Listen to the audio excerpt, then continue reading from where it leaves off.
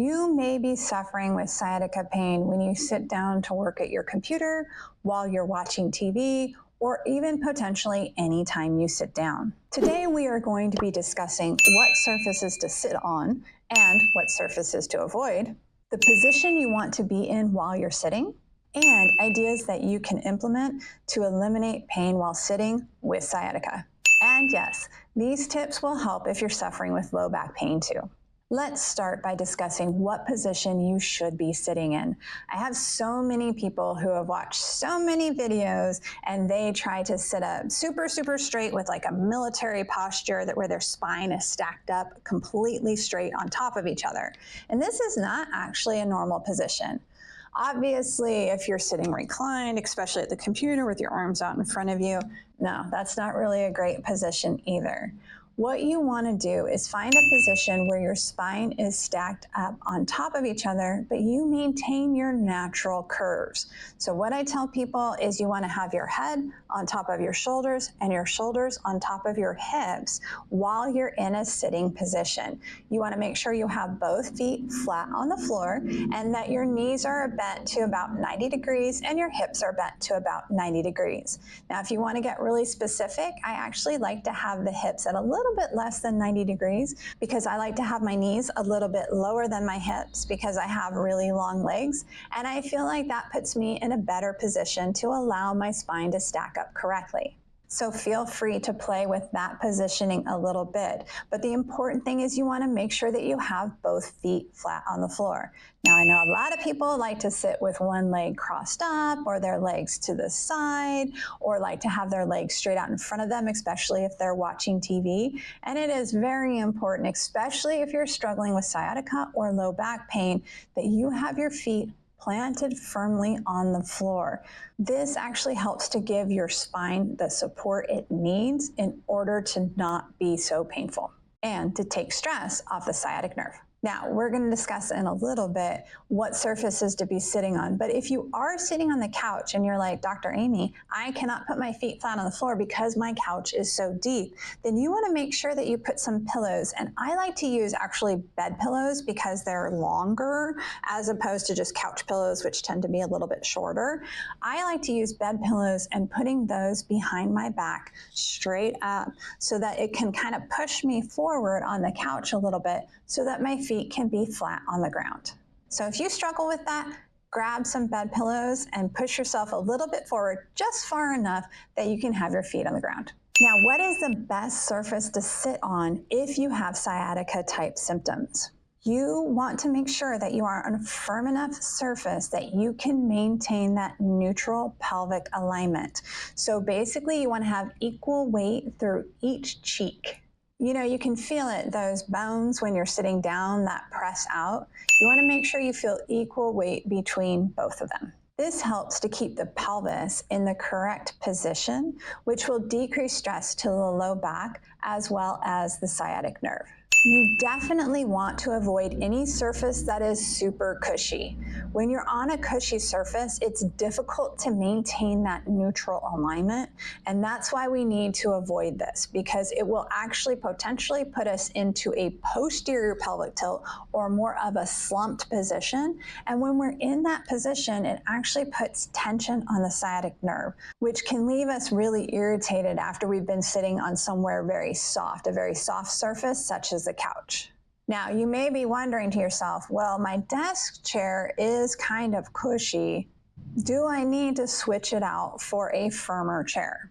When it comes to desk chairs, in general, if they're newer and still have good support, chances are good that you're actually able to maintain that neutral pelvis. However, after they wear down, or if you've been sitting in an incorrect position for long periods of time, like maybe you kind of lean to one side or lean to the other side while you're on meetings or while you're thinking about things, then the chances are good that that chair may have broken down, so that even when you're trying to sit in that neutral position, that is actually not allowing that neutral position. And you know you're in neutral when you have equal weight through both cheeks. So when it comes to desk chairs, I don't actually mind if they have a cushion on them as long as you have equal weight through your cheeks. Now, to get around this, if you're looking at buying a desk chair and you haven't bought one yet, they do have the chairs that come with the seat pans that are just made of like a fabric so that you get more of that firmer support. If you're suffering with low back pain or sciatica right now, chances are good that that type of chair would be better for you. However, if you already have one that has a cushion on the seat pan, just make sure that you have equal weight bearing through both cheeks. Now, here's a couple other positions that you really need to be avoiding. You really need to avoid those cushy chairs or couches that cause you to go into what we call a posterior pelvic tilt. You can think of it as a slumped type position. This really aggravates the sciatic nerve. You really need to avoid sitting on the couch or sitting with your legs up on an ottoman with your legs straight out in front of you. Again, this puts a lot of tension on the sciatic nerve and will become really, really irritated. If that is your preferred position of sitting, then I recommend putting a pillow underneath your knees to decrease stress to that sciatic nerve. And please, please, please, if you're suffering with sciatica or low back pain, make sure you avoid side sitting or wrapping your legs underneath you. Again, this puts your cheeks in an uneven position, which causes undue stress through your SI joint, your sciatic nerve, and your low back.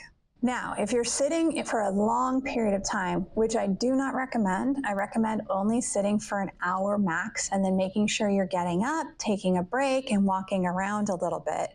However, if you are sitting and it's difficult to maintain this neutral position, there are some things you can do to help supplement. So you can try rolling up a towel. I usually recommend a bath towel, so a bigger towel, folding it in half and rolling it up and putting it in the lumbar arch of your back.